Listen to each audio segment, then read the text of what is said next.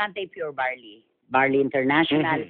Ito po kami ni Richard ay nag-backplug po kami nito nang hindi namin kilala din ang mga may-ari at wala po kaming komisyon ni Sing Condoling. Yes, kabibili ko lamang po na isang set ng barley last week. Ako rin hindi po pa ay ako bayad kay bumibili. Tina Roa. Ako po ay bumibili din. 3 set, 2 set ang bili ko kay Madel Regino.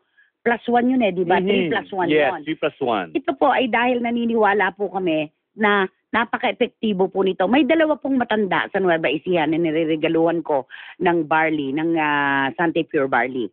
Ang isa po ay dighay ng dighay sa maghapon. Malaki po ang kanyang tiyan.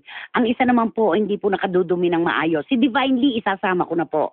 Si Divine Lee hindi rin regular ang kanyang pagdumi dahil nga po sa stress. Mula po nung gumamit sila ng Sante Pure Barley, yung dumidighay, hindi na po talaga namamagaan yan at hindi na rin po siya nagdidigay.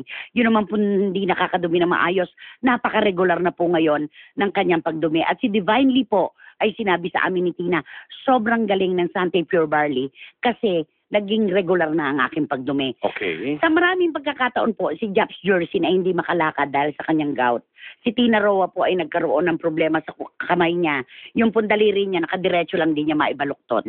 Ganyan lang talaga siya. Ayoko lang sabihin sa inyo yung pagkaayos ng kanyang daliri at pangit po yung meaning. Pero nakaganyan lang po talaga. Nilalagyan pa yan ni Tina ng kumisa na itinatayo niya. Yung para sa dextrose, nilalagyan niya ng Tapos ngayon, nung uminom po siya ng Sante Pure Barley, talaga naman pong para lang silang nagdahilan. Punta tayo kay April Boy Regino ngayon. Si April Boy Regino po ang nagpakilala dito sa Pilipinas bilang personalidad ng Sante Pure Barley. Napakalaki po ng naitulong kay April Boy Regino ng Sante Pure Barley.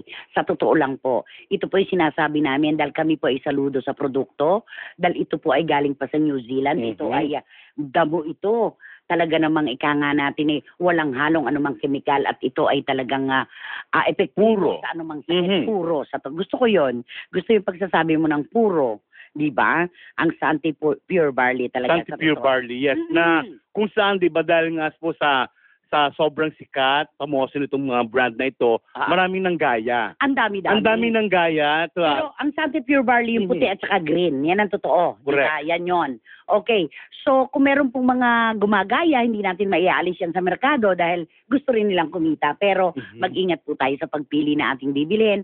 Dapat po ay worth dun sa perang bibitiwan natin yung mabibili nating produkto. Yes, doon tayo sa sigurado. Doon tayo sa talagang totoo. Oo, totoo yan. Kaya alam niyo po, si April Boy Regino, safe na po. Wala na siyang anuman sa kanyang prostate cancer. Okay. Kakukuha lamang nila ng kanilang patunay na safe na, Richard. Safe So na. ito pinakabagong Si okay. Ay, April Boy. Regino. Ang sabi niya, ingat sa fake, iba ang pagka-green ng Pure Barley, sabi ni Boy Zicaragay. Sabi naman ni Tita Nene Ulanday, napakaganda ng mukha. Ay, teka lang ulitin ko mamaya yan. Si Ate Zenny, ano yung sabi niya? Talagang masaya po ako sa balita tungkol kay April Boy. Di ko makakalimutan yung nilapitan ko siya minsan para sabihing idol ka ng father-in-law ko. Tuwang-tuwa siya at nagpasalamat. Kasi nga, yung sombrerong nahingin nila kay April Boy, isinama sa kabaong ng father-in-law. Ang tatay ni Manong.